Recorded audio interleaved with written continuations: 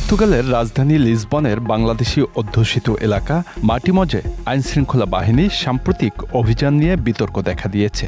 বাংলাদেশিদের অভিযোগ, অবৈধ অস্ত্র ও মাদক উদ্ধারের নামে যে অভিযান তা মূলত অভিবাসীদের হয়রানি করতে পরিচালনা করা হয়।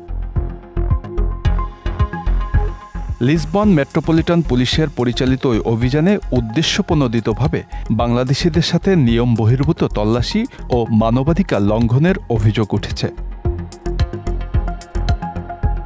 গত ১৯ ডিসেম্বর পরিচালিত এই অভিযানের সময় স্থানীয় বাংলাদেশিদের দেওয়ালে দাঁড় করিয়ে হাত তুলতে বাধ্য করা হয়। তল্লাশি চালানো হয় পথচারী ও বিভিন্ন কাজে সেসব এলাকায় থাকা প্রবাসী বাংলাদেশিদেরও। এই ঘটনায় ক্ষোভ প্রকাশ করেছেন স্থানীয় বাসিন্দারা ও মানবাধিকার সংস্থাগুলো। All the immigrants are welcome here in Portugal, and it is not understandable nor acceptable that they are dealt as if they were criminals.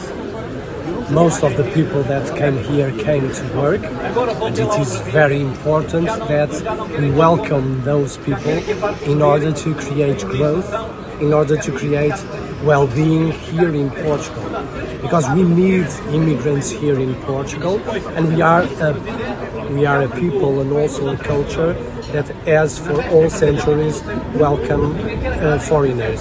ওই অভিযানের প্রতিবাদে ২০ ডিসেম্বর সকাল থেকেই মাটিমজে জড়ো হতে থাকেন বিভিন্ন মানবাধিকার সংগঠন ও রাজনৈতিক দলের কর্মীরা। তারা এই ঘটনার প্রতিবাদ জানিয়ে স্থানীয় বাসিন্দাদের পাশে দাঁড়ান। গত ১৯ তারিখ পর্তুগিজ পুলিশ কর্তৃক আমাদের রুয়া দু বেনফরমাসের সব কথা মুখ ব্লক করে যেভাবে সাধারণ মানুষকে হয়রানি করা হয়েছে, এর প্রতিবাদ আমরা এর আগেও জানিয়েছি এবং এই প্রতিবাদের সূত্র ধরে আজকে পর্তুগিজ মিডিয়া থেকে শুরু করে পর্তুগিজ বিভিন্ন সামাজিক রাজনৈতিক সংগঠন আমাদের রোডে এসেছে এবং আমাদেরকে ফুল দিয়ে আমাদের সাথে সলিডারিটি প্রকাশ করেছে। আমি বিশ্বাস করি একটা সুন্দর পর্তুগাল গড়ার ক্ষেত্রে যেমন ইমিগ্রেন্ট তথা পর্তুগিজদের অবদান আছে, ভবিষ্যতের পর্তুগাল বিনির্মাণে যেমন অতীতে প্রবাসীদের ইমিগ্রেন্টদের ভূমিকা ছিল, ভবিষ্যতেও থাকবে। মাটিমজের বাজারে প্রতিদিন প্রয়োজনীয় জিনিসপত্র কিনতে আসেন হাজার হাজার বাঙালি। ওই এলাকায় প্রায় ৬০,০০০ বাংলাদেশি বসবাস করেন। এমন হয়রানির ফলে তাদের দৈনন্দিন জীবনে প্রভাব পড়েছে। বাংলাদেশ কমিউনিটির লোক এবং বিশেষ করে পর্তুগিজ কমিউনিটি দুই পক্ষ মিলে আজকে বাংলাদেশি অধ্যুষিত এলাকার রুয়া দু বেনফরমোজো এখানে তারা একটি মৌন মিছিল করেছে। মৌন মিছিলটা হচ্ছে এই জন্য যে ডানপন্থী লোকেরা তাদের পুলিশ বাহিনী দিয়ে আমাদের ইমিগ্রেন্টদেরকে হেনস্থা করেছে। আমাদের ইমিগ্রেন্টরা তারা সবসময় কাজ করে এবং ইনভেস্ট করে, তারা ব্যবসায়ী। অত্র এলাকার মধ্যে আমাদের যথেষ্ট সুনাম রয়েছে, সেই সুনামকে ক্ষুণ্ণ করেছে। শান্তির দেশ হিসেবে পরিচিত পর্তুগাল ক্রমেই অশান্তির দিকে এগুচ্ছে বলে মন্তব্য করেছেন বিভিন্ন নেতারা। উদ্দেশ্যপ্রণোদিতভাবে এই তল্লাশিটা, কারণ এই তল্লাশির মাধ্যমে কোনো ধরনের যে ওনারা যে বলছেন যে ইনফরমেশন আছে, কোনো ইনফরমেশন কোনো কিছুই পাওয়া যায় নাই। এসব একটা উদ্দেশ্যপ্রণোদিতভাবে আমাদের প্রবাসীদেরকে হয়রানি করা হচ্ছে। ঘটনার প্রতিবাদ জানিয়েছেন দেশটির সংসদ সদস্যরাও। এটি বর্তমান ক্ষমতাসীনদের বাড়াবাড়ি বলেও উল্লেখ করেন তারা। Our government has political propaganda against immigrants.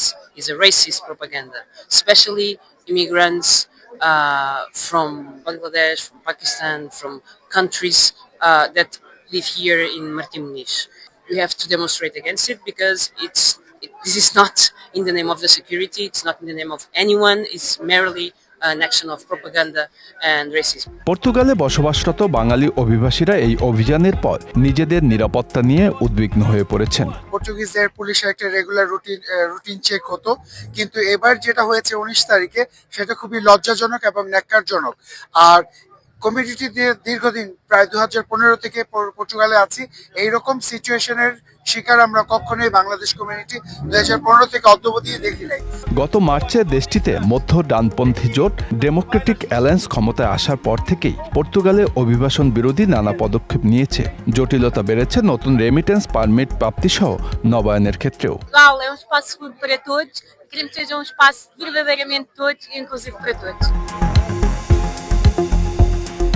Bangla affairs news desk.